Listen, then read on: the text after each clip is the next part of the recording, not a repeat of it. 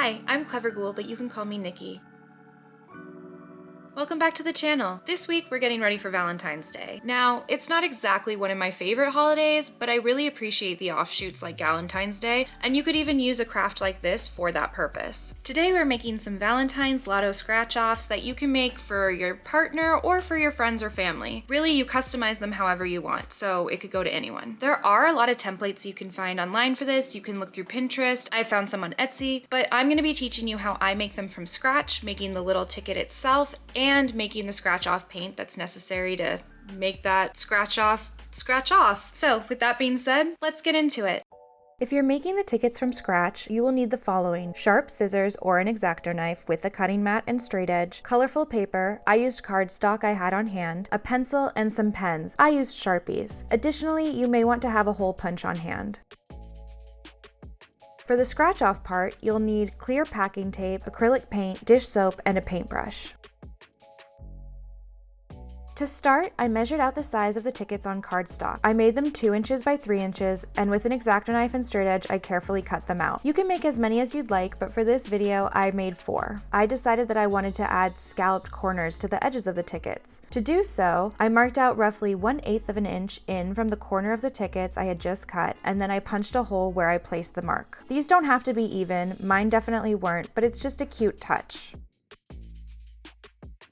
Now it's time to add the design onto the ticket. I made a cardstock rectangle that I used as a stencil to make the center box. I placed the stencil in the middle of the ticket and lightly used a pencil to trace the shape. Then I went over those lines with the Sharpie. From there, I added small design elements around the shape, little hearts on the corners, love you on either side of the rectangle, and dots going all around. In the top right corner, I added the ticket number. Then I wrote scratch here above where the scratch off area would sit. Next, I wrote in the prize of the scratcher and then added a red border around it so I knew where to paint. I continued this same process, varying the designs and prizes a few more times before getting ready to add the scratch-off paint.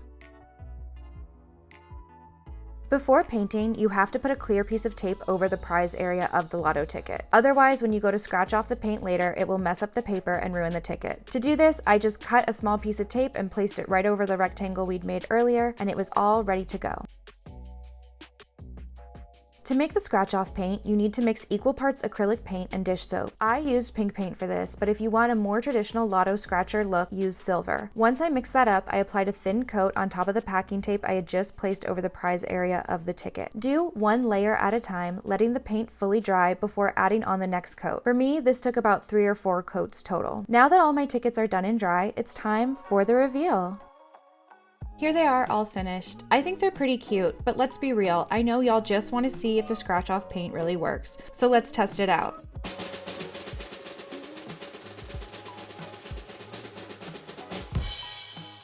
It does!